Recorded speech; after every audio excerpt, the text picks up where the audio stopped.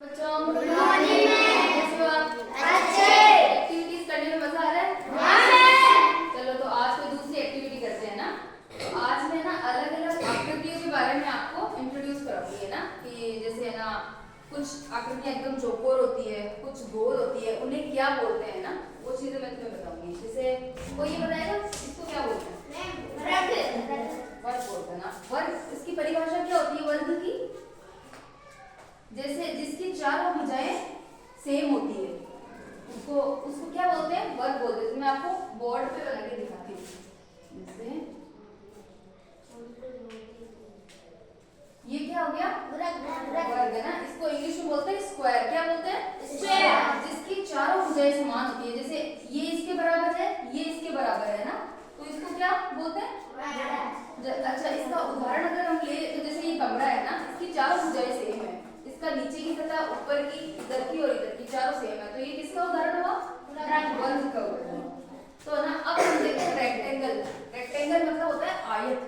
आयत का जिसकी दो भुजाएं समान होती है और दो भुजाएं समान होती है, चारों भुजाएं सेम नहीं होती है। वर्ग में तो क्या होता है? चारों भुजाएं सेम होती है, और आयत में क्या होती है? दो भुजाएं समान होती है और दो भुजाएं असमान होती है ना।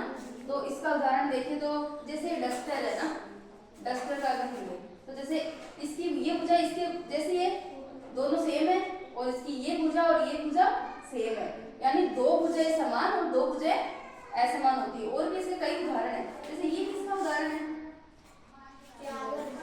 वर्ग का है ना, इसकी चारों भुजाएं सेम है ना। जैसे ये बोर्ड है, ये बोर्ड किसका उदाहरण है? वर्ग का नहीं है, आयत है। इसकी दो भुजाएं देखो बड़ी है ना, लंबी है, और ये थोड़ी छोटी छोटी है ना। ये और ये सेम है और ये सेम है ना, चारों भुजाएं तो सेम नहीं है ना, तो ये आयत होगी। अब देखो ये क्या है? वृत्त है ना। क्या बोलते हैं? जिसकी कोई भुजाएं नहीं होती है। जैसे इनमें तो भुजाएं होती है, इनमें तो कोई भुजाएं होती नहीं है ना, ये गोल होता है ना। तो इसका उदाहरण कोई बता सकता है मुझे? जैसे गोल होती है, वो गोल होती है ना एकदम, और जैसे ये बॉल है ना, ये क्या है? गोल है ना। इसकी कोई भुजाएं नहीं होती है, पर ये गोल होती है। जैसे टायर होता है, टायर भी देखते हो तुम, वो भी गोल होता है ना, उसकी कोई भुजाएं नहीं होती है, तो उसको बोलते हैं वृत्त बोलते हैं। एक तो ये हो गया। एक जैसे ना ये है, इसको क्या बोलते हैं? ये बताओ, इसको क्या बोलते हैं? इसको वृत्त नहीं बोलते हैं, इसको ओवल शेप बोलते हैं। जैसे अंडा देखा है किसी ने? तो ओवल शेप में होता है, उसको गोल नहीं कह सकते अपन। इसकी भी भुजाएं तो इसकी भी नहीं होती है, लेकिन इसको हम गोल नहीं कह सकते।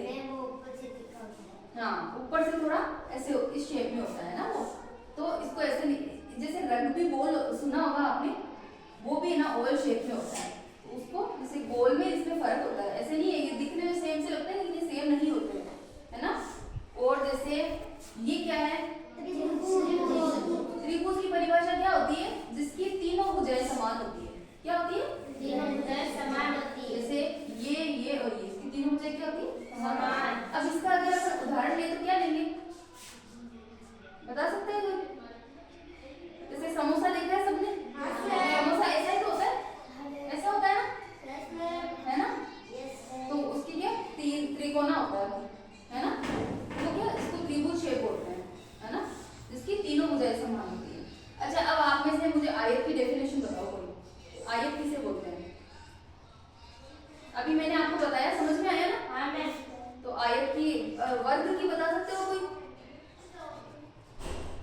वर्ग वो होता है जिसकी चारों भुजाएं सेम होती है ना। जैसे ये है, इसकी चारों भुजाएं क्या है? ऊपर से नीचे से साइड से सब सेम है, तो इसको वर्ग बोलेंगे ना। और आयत किसको बोलते हैं?